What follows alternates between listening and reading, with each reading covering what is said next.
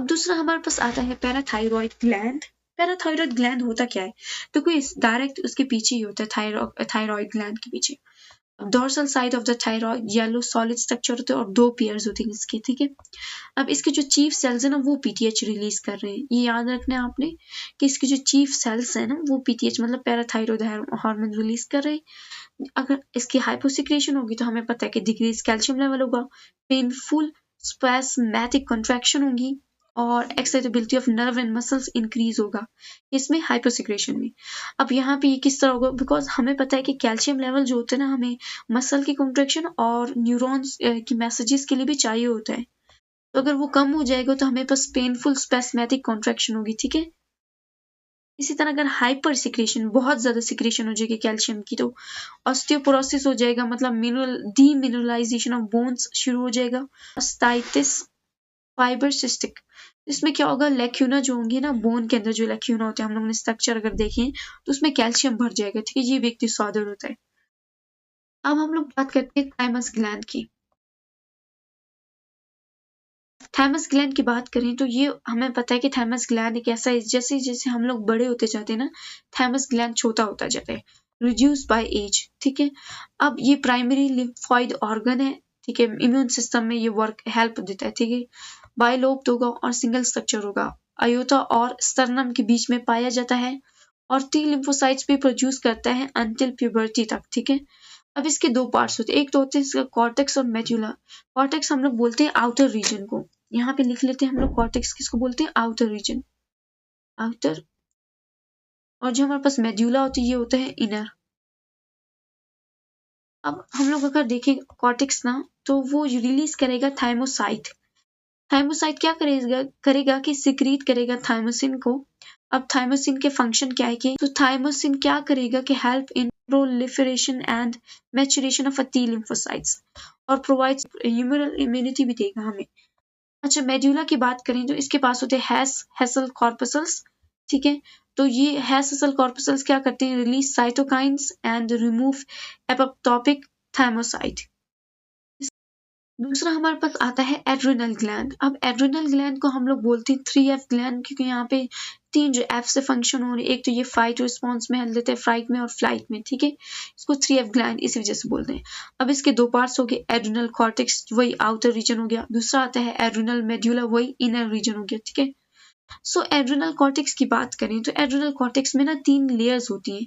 First layer जो होगी इसको बोलेंगे जोना ग्लोमेरुलोसा, ठीक है। दूसरी होगी जोना फेसिकुलेटर, तीसरी हो जाएगी जोना रेटिकुलरिस। ये 3 लेयर्स आपने याद रखनी है और इनकी सिक्रेशन भी याद रखनी है। अब जोना ग्लोमेरुलोसा क्या करेगा, मिनरल कॉर्टिकॉइड्स को रिलीज करेगा जिसमें एल्डोस्टेरोन आ जाएगा जो हमारे पास सॉल्ट और वाटर बैलेंस को कंट्रोल करता है।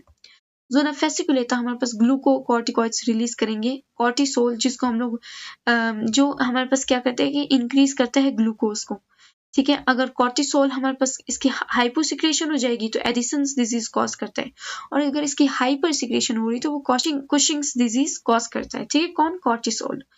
जोना रेटिकुलरिस सेक्स कॉर्टिकॉइड्स रिलीज करते हैं, सेक्स हार्मोन्स जो होते हैं ना मेल और फीमेल में वो मेंटेन करते हैं, ठीक है। अब यहाँ पे मैं अगर बात करूँ ना किसी भी हार्मोन की हाइपर सिक्रेशन हो रही है नमस्तिया, इसमें क्या होता है कि जो हमारे पास फीमेल कैरेक्टर्स होते हैं ना वो मेल में ज्यादा हो जाते हैं, इसका मतलब ये है कि मेल में फीमेल हार्मोन ज्यादा हो रहा है।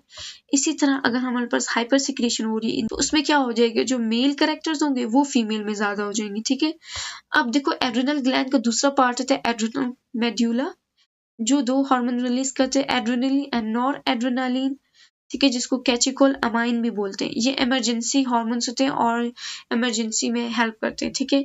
इसमें क्या हो जाएगा, इंक्रीज हार्ट रेट होगा, प्यूपिल क्या हो जाएगा, डायलेट हो जाएगा। अब हमारे पास आता है पेनक्रियाज जो एक एक्सोक्राइन ग्लैंड भी है और एंडोक्राइन ग्लैंड भी है, हेटेरोक्राइन जिसको हम लोग बोलते हैं। आइलेट्स ऑफ लैंगरहैंस इनके सेल्स का नाम है, जिसमें अल्फा सेल भी हो जाएगा और बीटा सेल भी हो जाएगा। अल्फा सेल ग्लूकागोन रिलीज करेगा जो ग्लूकोज लेवल को इंक्रीज कराएगा, तो भी हम लोग इसको हम लोग हाइपरग्लाइसेमिक भी बोलते हैं और ग्लूकोजिनोलाइसिस करा के, ठीक है, ये ग्लूकोज इंक्रीज हो रहा है, ग्लूकोनियोजेनेसिस भी बोलेंगे। अब ये क्या करेगा, reduce cellular uptake and utilisation of the glucose को रिड्यूस करेगा। अब अगर मैं बीटा सेल की बात करूं तो वो इंसुलिन को रिलीज कर रहा है जिसको हाइपोग्लाइसेमिक हार्मोन बोलते हैं, और ये ग्लाइकोजेनेसिस कराएगा, enhance cellular uptake and leads to hypoglycaemia. अब जो डायबिटीज मेलाइटस है ना, वो हमारे पास होती है due to the hyposecretion of the insulin. ठीक है, इंसुलिन नहीं हो रही तो हमारे पास डायबिटीज मेलाइटस होगी। अब इसमें टाइप 1 होती है, जिसमें हमारे पास क्या होता है कि ऑटो इम्यून सिस्टम वर्क नहीं करता और इंसुलिन प्रोड्यूस नहीं होती। ठीक है, मतलब बी सेल जो होंगे वो डिस्ट्रॉय हो जाएंगी। इसी तरह टाइप 2 होती है हमारे पास डायबिटीज मेलाइटस, जो हमारे पास एडल्ट्स में होती है, जिसमें ओबेसिटी भी होती है।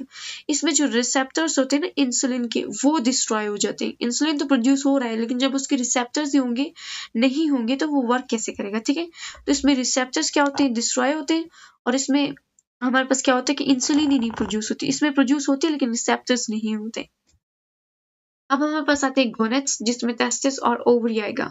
अब टेस्टिस क्या होगा, लीडिंग, इसमें फर्स्ट सेल्स कौन से होते हैं, लीडिंग और इंटरस्टेशियल सेल्स जिसको हम लोग बोलते हैं, वो एंड्रोजन रिलीज करेगा, मतलब टेस्टोस्टेरोन रिलीज करेगा। दूसरा सर्टोरी और नर्सिंग सेल्स होगी, जो इनकी सिक्रेशन को इनहिबिट करेगा। इसी तरह ओवरी में फॉलिकुलर सेल्स होते हैं जो एस्ट्रोजन रिलीज करेंगे, और कॉर्पस लूटियम जो प्रोजेस्टेरोन और एस्ट्रोजन दोनों रिलीज करेंगे। ठीक है, अब प्रोजेस्टेरोन एंडोमेट्रियम को मेंटेन करता है, ये हम लोग रिप्रोडक्शन में पढ़ते हैं, यहाँ नहीं पढ़ेंगे बस। अब अदर हार्मोन्स की अगर मैं बात करूँ एएनएफ की, तो ये release by atrial wall of the heart, और ये क्या करेगा, dilation of the blood vessel करेगा। अब एरिथ्रोपोइटिन क्या होता है, ये भी जेजी सेल्स ऑफ किडनी से रिलीज होता है और फॉर्मेशन ऑफ आरबीसी में हेल्प करता है। ठीक है, अब मैं यहाँ पे देखूँ तो जीआईटी हार्मोन जो है हमारे पास, गैस्ट्रिन सबसे पहले आएगा, जो गैस्ट्रिक ग्लैंड्स को कहेगा कि गैस्ट्रिक जूस को स्टिमुलेट करें। दूसरा आ जाएगा सिक्रीटिन, जो हमारे पास एक्सोक्राइन पैनक्रियाज और कहेगा कि सिक्रीट वाटर और HCO3- आयंस को सिक्रेशन की हेल्प करेगा। अच्छा, CCK जो होगा वो stimulate liver and pancreas to secrete bile and enzymes, और आखिर में आ जाएगा GIP जो इन सबको इनहिबिट कर देगा। हार्मोन्स की बात करें तो एक्स्ट्रा सेलुलर में प्रोटीन बेस्ड हार्मोन्स आएंगे जो सेकेंडरी मैसेंजर रिलीज करते, लाइक CAMP, ठीक है, GMP ये हो गया। और जो इंट्रा सेलुलर होते हैं उसको बोलते हैं स्टेरॉइड बेस्ड हार्मोन। यहाँ पे मैं देखूं तो मैंने लिखे हुए प्रोटीन या पेप्टाइड हार्मोन्स में हाइपोथैलेमिक हार्मोन्स जितने भी आ रहे हैं वो सारे इसमें आएंगे। इंसुलिन भी एक प्रोटीन हार्मोन है, पिट्यूटरी वाले जितने भी हो सारे इसमें आएंगे, और ग्लूकागोन। ठीक है, अब स्टेरॉइड हार्मोन में हमारे पास आ जाएगा टेस्टोस्टेरोन और कॉर्टिसोल, प्रोजेस्टेरोन वगैरह।